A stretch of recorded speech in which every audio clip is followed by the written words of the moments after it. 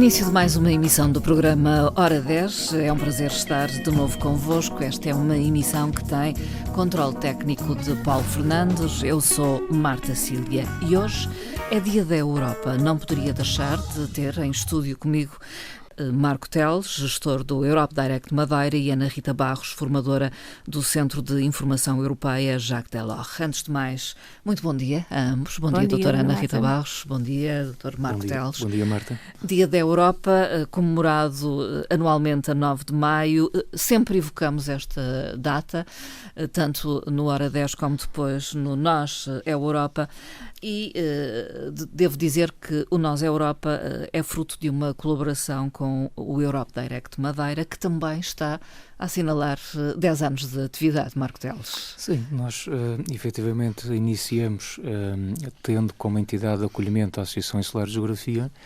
O atual Europe Direct iniciou as suas funções em 2013, portanto já lá vai uma década de trabalho em torno das temáticas europeias e, portanto, temos procurado, obviamente, nesses 10 anos que passaram, obviamente que esta é uma rede que segue também há uma espécie de guião, orientações gerais que emanam da própria Comissão Europeia e também do Parlamento Europeu, com quem também temos uma relação mais próxima. E, portanto, além dessas prioridades e desse guião que é definido, depois, obviamente, esta rede Europe Direct caracteriza-se pela sua originalidade em cada região, em cada país. Somos, na verdade, uma família de mais de 400 centros espalhados pelos 27 Estados-membros, portanto é uma família ainda grandinha e onde vamos tentando, adequado, no fundo, adaptando à realidade local, fazer a promoção das temáticas europeias de acordo, no fundo, com aquilo que achamos que será a melhor estratégia para nós, com as características que temos cá. Faz um balanço positivo a esses 10 anos de atividade e o que é que, entretanto, mudou até na forma como madeirenses, porto-santenses olham para o projeto europeu? Enfim, serei algo suspeito para fazer a avaliação, mas eu diria, de qualquer forma, diria que aquilo que nós fazemos ao nível de Europe Direct, seja Madeira ou dos restantes centros, não anda propriamente em roda livre. Nós apresentamos sempre um plano de ação à própria representação da Comissão Europeia e esse plano é validado e depois é novamente confirmado no final. Portanto, e o feedback que temos recebido por parte da Comissão Europeia é favorável ao trabalho que nós temos desenvolvido. Creio que uma característica que se calhar poderia apontar foi tentarmos, digamos, fugir um bocadinho ao pensamento dentro da caixa, porque habitualmente os Europe Direct têm todos um escritório naturalmente aberto ao público, onde as pessoas podem se deslocar para solicitar informações, para, enfim, opinar também sobre as temáticas europeias. E nós, desde o início, desde 2013, achamos que era muito importante nós fazermos também o trabalho fora do gabinete. E acho que, desse ponto de vista, nós temos conseguido esse trabalho, temos tido algum, digamos, sucesso, numa fase inicial trabalhando muito também com os estabelecimentos de ensino da região, e acho que isso compensou e, de facto, em 10 anos, eu diria que vejo efetivamente uma alteração muito grande, mesmo em termos de escolas do trabalho. Ao fim de 10 anos, a dinâmica atual dos clubes europeus é muito maior do que aquela que existia no passado. Entretanto, também foram aparecendo outros projetos, nomeadamente por via do Parlamento. Me lembro agora do projeto da Escola Embaixadora do Parlamento Europeu, que também, de certa forma, vem desafiar as escolas a debater as temáticas europeias no seio da comunidade escolar. O próprio Erasmus, indiscutivelmente, hoje, a maioria das escolas está sedimentado, tem imensas iniciativas, não só de receber estudantes de fora, mas também enviar os nossos estudantes a outras paragens no âmbito do programa e, portanto, eu diria que o balanço terá que ser forçosamente também positivo. Doutora Ana Rita Barros, estamos a celebrar o Dia da Europa neste 9 de maio, porque é que isto acontece? Vamos relembrar aos nossos ouvintes. Portanto, é o triunfo da unidade e da paz, consubstanciado na declaração de Robert Schuman em 1950. Portanto, a Europa tem este projeto 74 anos desde a sua fase de embrião.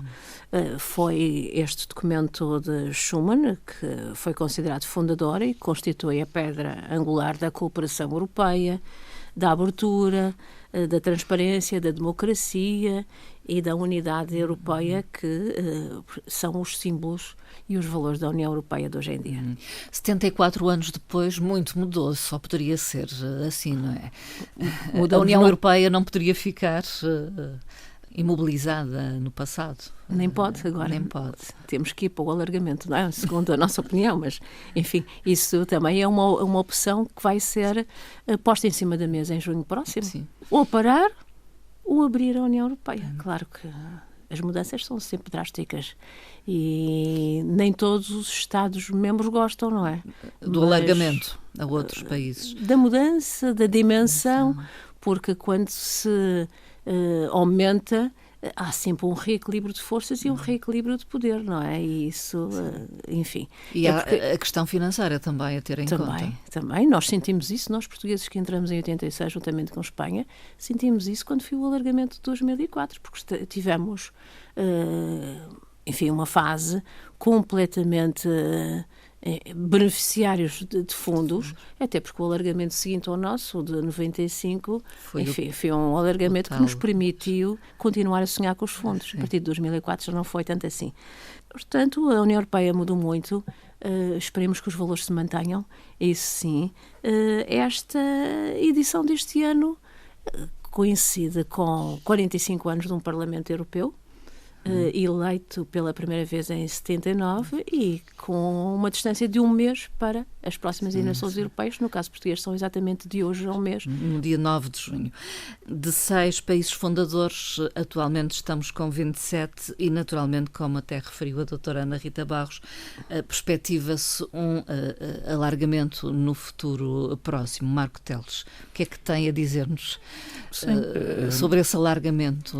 Efetivamente serão as etapas, como a doutora Ana Rita já referiu, quer dizer, tudo também vai decidir dos resultados que nós vamos ter agora já no próximo mês de junho, mas em condições normais. Nós sabemos que temos já 9 países em, digamos, lista de espera, sendo que o mais antigo é a Turquia, como se sabe, já do anterior século, portanto já o pedido de adesão veio já em 99, portanto já tem aqui algum tempo. Aliás, o Estatuto de Adesão, o pedido da Turquia veio até ainda antes disso. Mas, portanto, estão alguns países, de facto, agora na lista de espera, digamos assim, para entrar oficialmente na família europeia.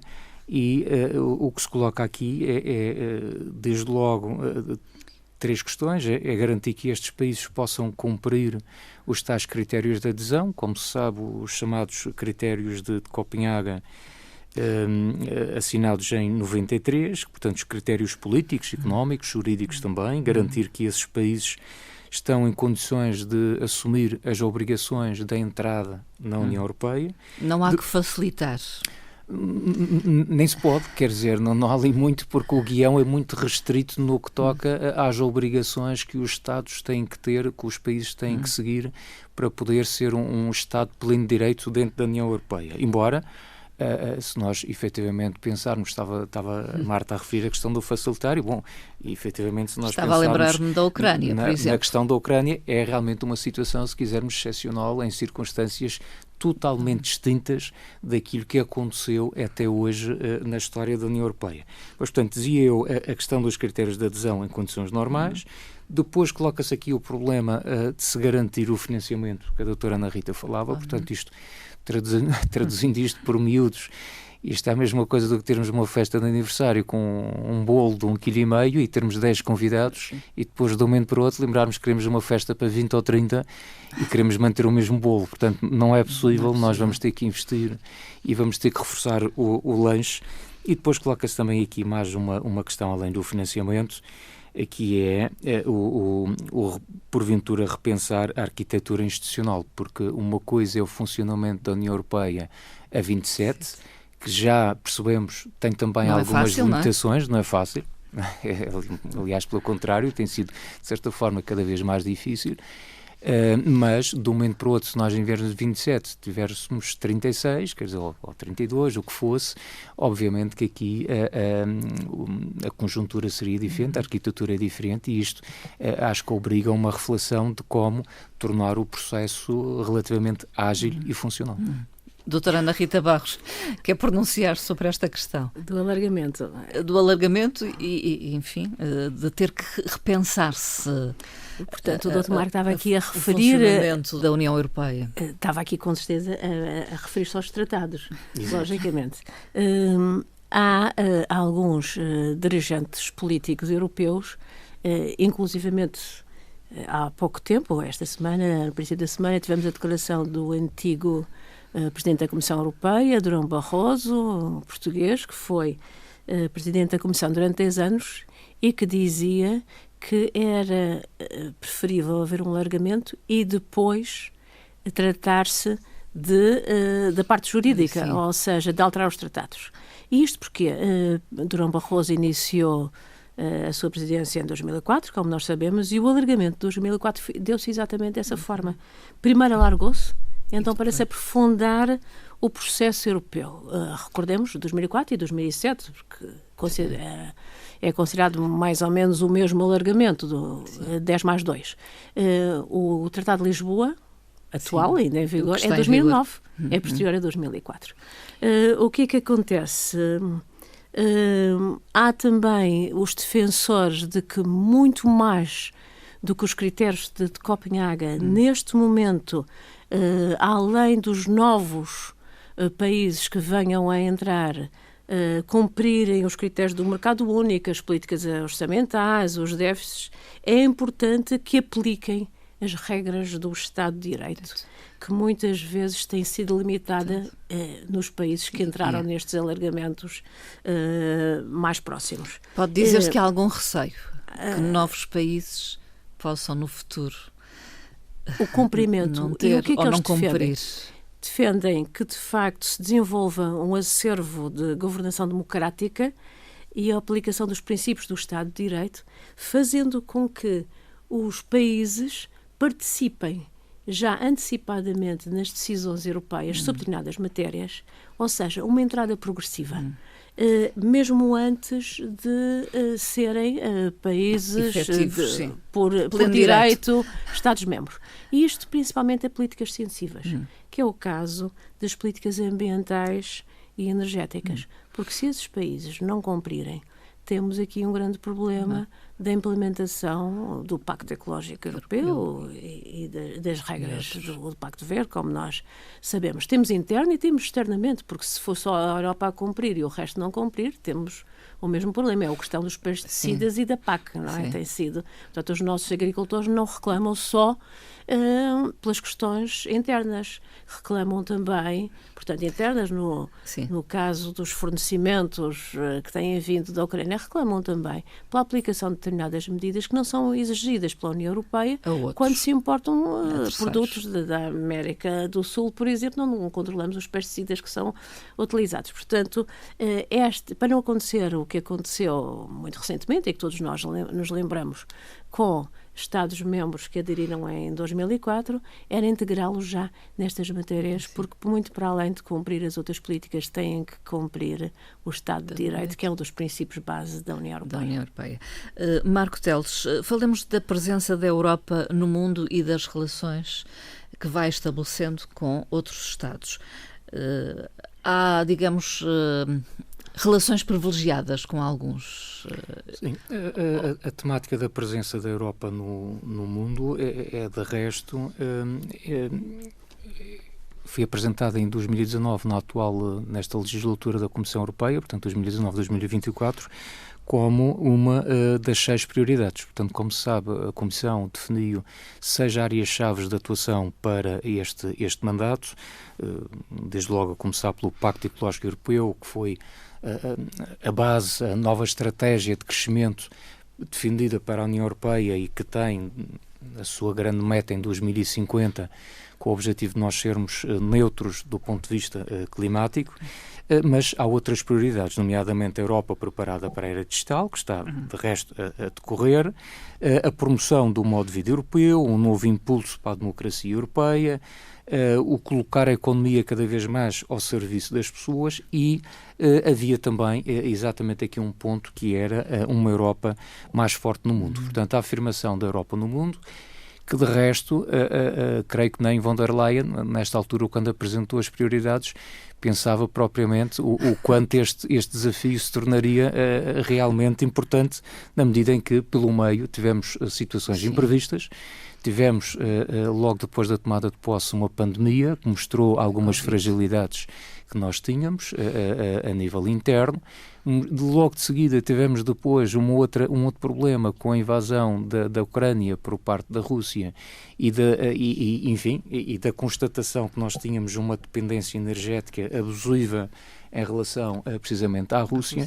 E tudo isto levou, de facto, e continua, leva-nos realmente a repensar esta necessidade da Europa se poder afirmar no mundo, em áreas onde até pode ser líder, nomeadamente, por exemplo, na inteligência artificial, onde, efetivamente, acabamos, de certa forma, de ser líderes no sentido de estarmos a dar os primeiros passos na regulamentação sobre essas matérias, mas também temos a pretensão de sermos líder em termos ambientais. E, no meio de tudo isto, sem querer entrar aqui assim na parte menos simpática, mas temos aqui não diria um problema, mas temos um desafio grande pela frente que chama-se a China, não é? Portanto... há um diferendo, diria. Não há um, há vários. Há muitos, o que não impede, de resto, de receber o presidente chinês, que aliás esta semana está a decorrer a visita, creio que termina precisamente hoje, mas de qualquer forma há aqui uma série de situações sensíveis e uma delas tem a ver com a questão das energias. Portanto, como se sabe, a China neste momento a nível mundial domina 3/4 dos investimentos globais em tecnologias limpas, portanto, o que for baterias, bombas de calor, o solar, o eólico, turbinas, enfim. A China tem 80% da capacidade global do fabrico de módulos solares, é o maior exportador mundial de baterias para os veículos elétricos e, portanto, o que acontece? No final do ano passado, por exemplo, a Comissão Europeia decidiu abrir um inquérito anti-subvenções, relacionado com os veículos elétricos de baixo custo que são produzidos na China e que estão literalmente a invadir o mercado europeu. E depois desta abertura de inquérito no final de 23, veio este ano abrir um novo inquérito, ou seja, aliás, mais 2 inquéritos, um relacionado com as turbinas eólicas e outro com os painéis solares, porque o que está em causa é sempre a mesma coisa. É a dependência? Não, o que está em causa é a China ter realmente custos de produção que se estimam mais baixos, em 40% a 60%, e que decorrem de 2 fatores. O custo de mão de obra mais barato, como nós sabemos, e o outro, esse sim, problemático, que são as ajudas estatais. E aqui é que realmente há um desequilíbrio muito grande, porque de facto esses automóveis chineses que entram no nosso mercado, conseguem cá chegar com preços bastante competitivos, porque há, efetivamente, ajudas estatais por parte da China aos fabricantes. E há, então, aqui algumas zonas de conflito para resolver. Doutora Ana Rita Barros, esta visita de Xi Jinping à Europa foi uma reunião trilateral, França, União Europeia, China, segundo as declarações públicas de caráter político, mas no fundo teve por base aquilo que o Dr. Marco acabou de dizer. Foram os excedentes comerciais chineses, como eles dizem, não conseguem absorver no mercado chinês, exportam a preços competitivos, vêm para a Europa, mas têm por base uma economia subsidiada. E é isso que acontece.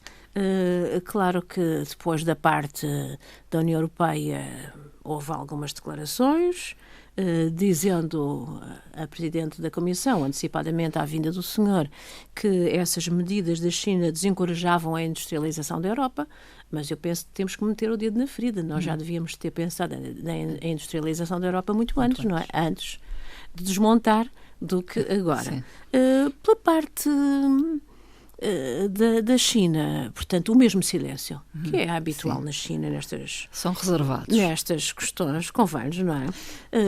Até porque não lhes interessa, enfim, criar grandes problemas, porque vão aumentar estas investigações relativamente à política de subvenções chinesas, mas os chineses são mesmo assim. Da parte da França, não, porque é a França que o convidou, portanto, da parte da França, uma certa retração, porque parece que nos bastidores diz-se isso, que em cima da mesa o senhor presidente chinês pôs o conhaque francês lado a lado com as questões energéticas, portanto, e 99% da exportação, não, do consumo de bebidas de conhaque na China vem da França. Vem da França, portanto, há uma exportação do produto da França para a China. Brindaram com conhaque francês naquele cérebro jantar no Elíseo, mas enfim, há também a questão da Rússia, que esteve em cima da mesa.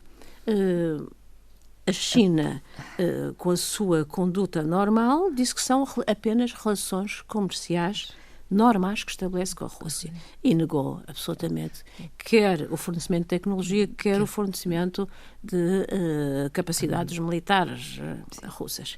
E depois demonstrou aquilo que diplomaticamente a China faz. Portanto, a China tem uma arte, tem várias artes, mas tem uma arte diplomática em que são mestres. Fez questão de sair de Paris e ir para a Sérvia e depois visitar um Estado-membro que nós conhecemos muito bem, que é a Hungria. Portanto, penso que isso foi a resposta da China a esta reunião aos desafios política da União Europeia em particular. E fazer um acordo de comércio com a Sérvia também. Claro. Sérvia, que é um dos candidatos... sérios candidatos ao alargamento, à próxima fase do alargamento. À entrada na União Europeia. Acho que é a altura de falarmos das eleições europeias, que são então em Portugal daqui a um mês, para um período que é de 2024 a 2029. Vamos eleger a composição do Parlamento Europeu. Não sei quem quer começar a falar, Marco Teles. Vamos ter novamente, no fundo, a possibilidade das pessoas escolherem os 21 representantes portugueses no Parlamento Europeu. Portanto, como se sabe, a representação de cada Estado-membro faz em proporção à dimensão demográfica de cada Estado e, por essas contas, nós continuamos a ter essa representação de 21 deputados. Portanto, é isso que está em causa, a escolha, no fundo, dos partidos políticos que tenham projetos para a União Europeia com os quais as pessoas se possam identificar e, portanto, fazer essa escolha acertada no próximo dia 9. É aqui que se pode falar do tal equilíbrio de forças, que será diferente. Eu diria que, em primeiro lugar, em primeiro lugar, seria preciso que as pessoas fossem votar. Isso é desde logo a primeira questão. Convém relembrar. É o fundamental. Eu não sei se é o fundamental, eu já explico porquê, mas eu diria que é importante que as pessoas votem, porque efetivamente as europeias, como se sabe, é conhecido por ter uma taxa de participação bastante baixa. Em 2019 a média europeia ultrapassou felizmente já os 50% de taxa de participação. Restou um aumento em relação àquilo que havia acontecido em 2014, mas infelizmente Portugal não seguia essa tendência. Portanto, nós já estamos há uma série de anos sempre em trajetória descendente, com uma participação cada vez mais fraca. E é estranho, isto há que pôr também o dedo na ferida e dizê-lo. Portanto, num país que tem beneficiado tanto com a sua presença na União Europeia, e repare, não é beneficiado porque os políticos disseram que era assim, ou porque eu estou a dizer o que quer que seja. São as próprias pessoas, quando são questionadas sobre a importância de pertencer à União Europeia, em inquéritos que são feitos, estou-me a lembrar por via do Eurobarómetro, por exemplo, a esmagadora maioria dos portugueses reconhecem a importância de termos entrado na União Europeia, reconhecem que, de facto, a União Europeia contribui e tem medidas que depois têm impacto visível no seu dia-a-dia. Portanto, em termos teóricos, tudo, nós até, o caso português, nós normalmente estamos até acima da média europeia no que toca ao reconhecimento da importância da União, do Parlamento, da importância do projeto, mas depois, na verdade, quando chega ao momento da eleição, não sei muito bem porquê, mas há alguma retração e as pessoas não participam. E a verdade é que apenas 30% dos portugueses em 2019, pouco mais de 30%, decidiu participar nessas eleições e, atendendo também ao contexto geopolítico internacional,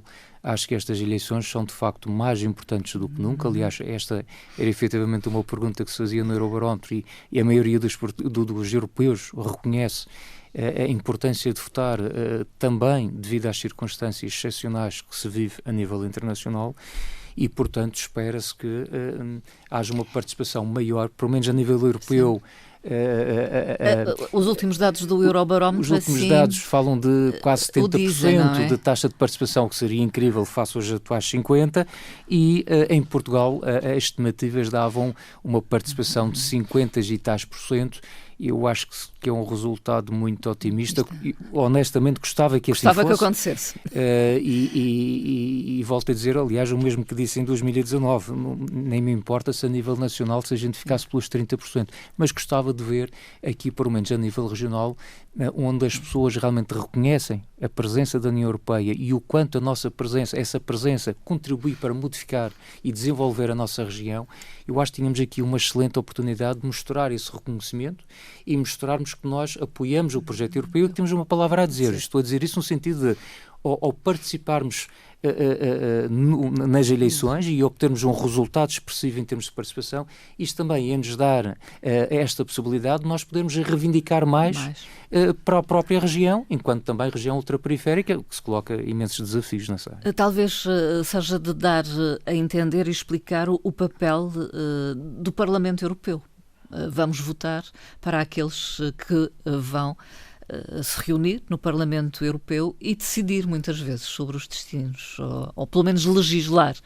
720 desta vez. 720 no total. 720 assentos que estão para ser preenchidos a partir de junho.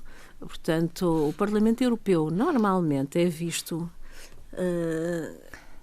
como o elo fraco das decisões políticas europeias. Apesar valoriza-se a Comissão?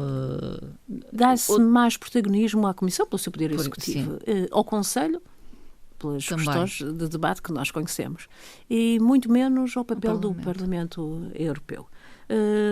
Apesar disso, o Parlamento Europeu tem vindo, desde o Tratado de Nice, a ter cada vez mais poder de decisão.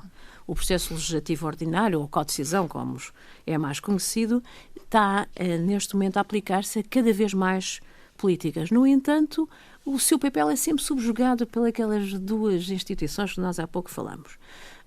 Alguns exemplos apenas para referir neste mandato que está agora a terminar, decisões que foram significativas do Parlamento Europeu e decisões que até depois foram tomadas por outras instituições derivadas da posição do Parlamento Europeu.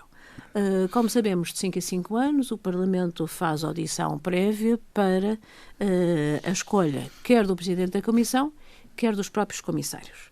Em 2019, no início desta legislatura, o Parlamento rejeitou as candidatas a comissárias da França e da Roménia por uso indevido de fundos e também rejeitou o candidato húngaro por conflito de interesses.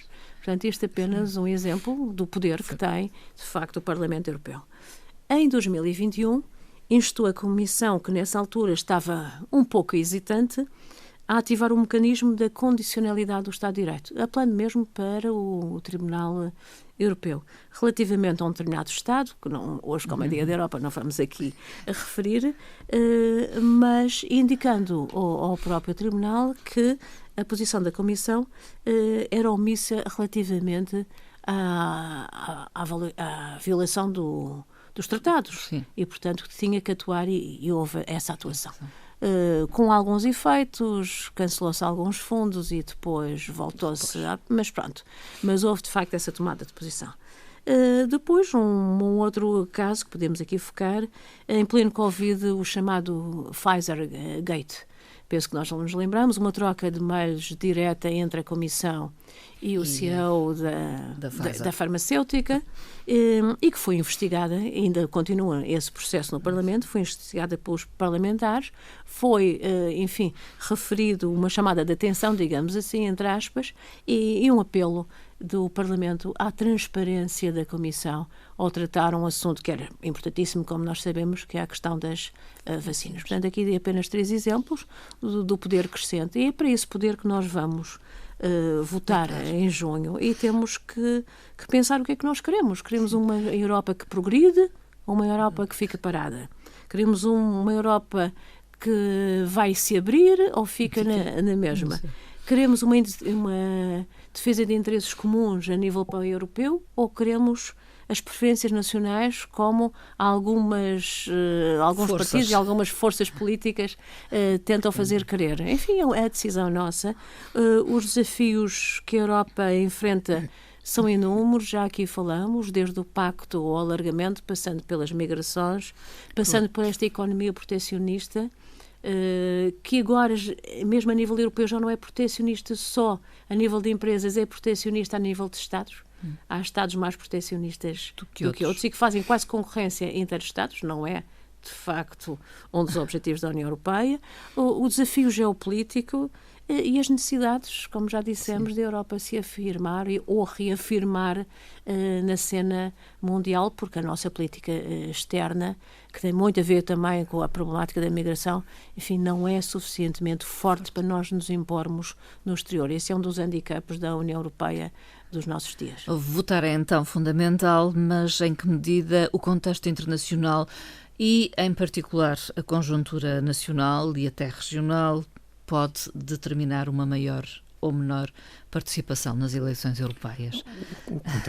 Ao nível do contexto internacional, eu creio que há neste momento uma grande preocupação com a questão da interferência de entidades terceiras ou de países terceiros nessas eleições. Aliás, essa preocupação já havia também nas anteriores eleições em 2019, mas a tecnologia evoluiu, a inteligência artificial está aí e, portanto, os artistas da desinformação, passa a expressão, têm agora outras ferramentas mais apetrechadas. E, portanto, resta saber se os eleitores, quem está do outro lado, têm aprendido um pouco ou não com o que vai acontecendo em matéria de polarização, em matéria também de desinformação. E isso é um aspecto que é realmente importante perceber até que ponto é que as pessoas realmente conseguem entender quando estão perante situações de desinformação ou não. A nível nacional, é evidente que nós não podemos ignorar que estamos aqui num contexto um bocadinho diferente daquilo que nós tivemos em 2019. Portanto, em condições normais, nós já estaríamos todos a falar das europeias no início deste ano, em janeiro de 2024. E não estamos. E nós, efetivamente, falamos... Sim, nós falamos sempre, não é? E ignoramos o resto que estava a passar à volta, mas é verdade que o país parou com os problemas da justiça, o país parou com o problema da necessidade de haver novas eleições a níveis nacionais que tiveram lugar agora no início de março. A história ainda nem terminou no que toca aqui à região, nós ainda vamos a meio, porque ainda temos mais um desafio das eleições regionais no final do mês e, portanto, é inegável que uma coisa seria, em condições normais, estarmos pausadamente a falar da estratégia europeia e a preparar os próprios candidatos e os partidos para apresentar essas estratégias e essa comunicação sobre as europeias.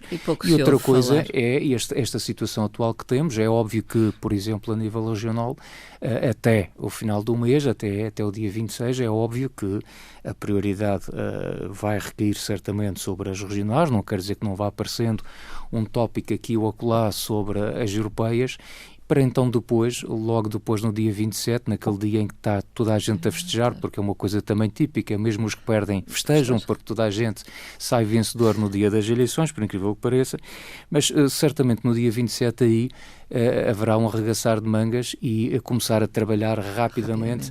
Na temática das europeias, que de resto, também devo dizer, a nível nacional, não tem tido grande cobertura sobre aquilo que já se passa à escala europeia, porque já tem havido debates, por exemplo, que aliás não tem tido qualquer eco na comunicação social, e isso de facto acaba por ser um bocadinho preocupante, mas é o cenário que nós temos.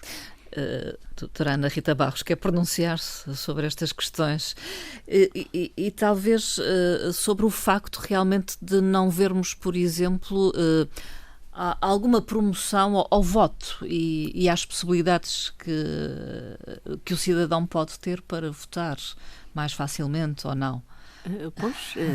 Nem sequer essa publicação de um caderno que orientasse o cidadão exatamente para as suas possibilidades, e isso de facto esta vez existe. Penso que o Dr. Marco vai falar sobre isso.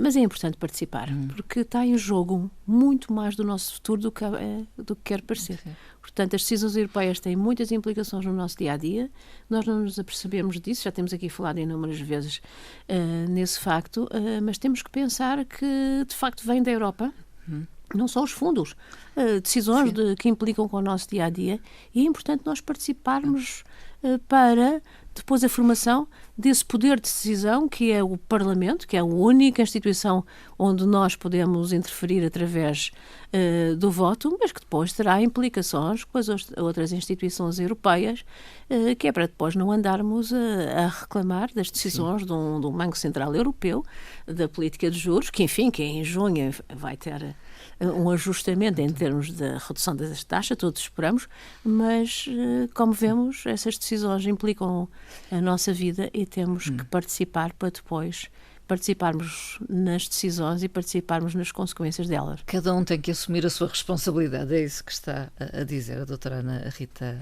Barros, face e os eleitores também permitam que acrescente essa questão, porque já tenho dito isto por várias vezes, a nossa participação no ato eleitoral não se esgota de facto naquele momento da corzinha no boletim de voto, porque nós somos responsáveis pelas escolhas que fazemos. E, portanto, tem que também, ser consciente e informado. O voto tem que ser, para já tem que haver uma informação prévia, porque senão estamos a fazer totobola ou totoloto ou quer que seja, e portanto isso também, a meu ver, não é votar.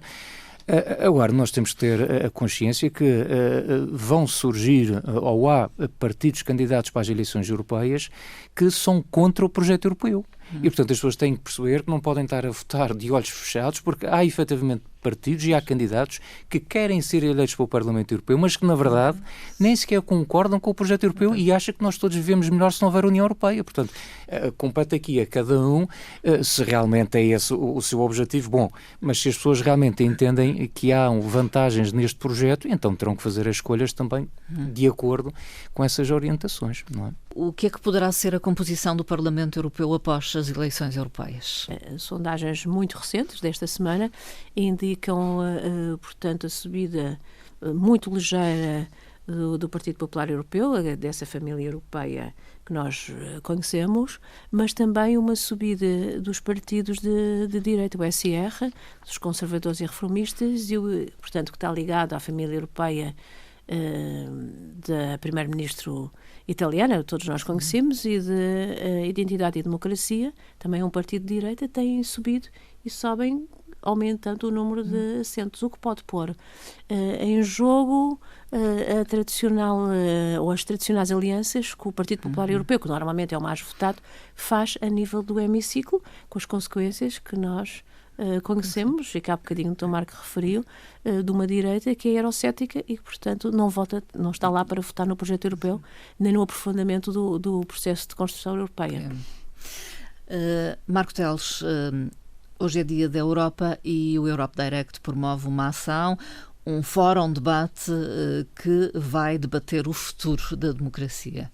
Sim, é para celebrar, no fundo, além do programa daqui do Hora 10, mas um fórum de debate que terá lugar a partir das 15 na Casa da Democracia Regional, a Assembleia Legislativa Regional, portanto, a partir das 15 e até às 17, onde teremos, está aberto de resto ao público, portanto, as pessoas podem efetivamente comparecer, embora exista uma inscrição online através do nosso site, e, portanto, teremos 4 convidados para refletir sobre o futuro da democracia. É, no fundo, um fórum que irá, de certa forma, cruzar a temática também dos 50 anos do 25 de Abril com o desafio das eleições europeias do próximo mês e, portanto, no fundo, pormos estas 4 pessoas a refletir um pouco sobre a democracia, o futuro da democracia e, obviamente, darmos a oportunidade a quem vai lá assistir a este fórum de, enfim, colocar também, dar a sua opinião, intervir, dar as suas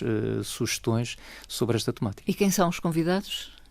Os convidados, vamos ter o professor Dr. Nuno Gama Pinto, portanto vamos ter um académico, vamos ter aqui no fundo um conjunto de pessoas com um background diferente. Vamos ter a eurodeputada Sara Cerdas, vamos ter o Dr. Bruno Pereira, atual vice-presidente da Câmara, mas que também já foi diretor regional dos Assuntos Europeus e Cooperação Externa, e vamos ter a presidente do Instituto de Desenvolvimento Regional da Madeira, a doutora Maria João Monte.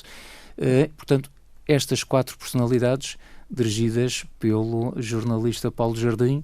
Será o moderador. Será o moderador e que irá colocar, portanto, estas 4 pessoas a discutir a temática da democracia. Esta tarde, a partir das 3, na Assembleia Legislativa da Madeira, fica o convite. Doutora Ana Rita Barros, vamos terminar com 2 frases. 2 frases de 2 mulheres europeias, proferidas em julho de 1979. 2 mulheres que foram presidentes do primeiro Parlamento Europeu eleito. A primeira por um dia só, Louise Weiss, jornalista, e porquê? Porque era deputada na altura com uma idade mais avançada, portanto, mais experiente. E no dia seguinte, a Simone Veil, que foi presidente eleita desse Parlamento Europeu. Portanto, comecemos por Louise Weiss, que proferiu a seguinte frase: a Europa só recuperará a sua aura reacendendo as suas chamas, as chamas da consciência, da vida e do direito. Nós, os representantes eleitos da Europa, temos material inflamável nas nossas mãos. Louise Weiss. Simone Veil, no dia seguinte, afirma: o nosso Parlamento deve ser a força motriz da integração europeia. Isto é particularmente verdade numa altura em que a principal necessidade da Europa é uma medida adicional de solidariedade. Simone Veil. Não sei se quer deixar algum comentário. Não, eu diria que em defesa da igualdade de género seria interessante 2 frases com algum equilíbrio, mas foi a escolha da doutora Ana Rita Barros e são, obviamente, 2 pensamentos interessantíssimos. Porque são as senhoras que exerceram a presidência há 45 anos. Exatamente. E ficamos por aqui. Doutora Ana Rita Barros, doutor Marco Teles, muito obrigada pela presença uma vez mais. Obrigado. Assinalamos no Hora 10 o Dia da Europa. Ficará também um registro para o Nós é Europa, que pode seguir amanhã, depois das 3 da tarde. Obrigado, muito bom dia. Obrigado.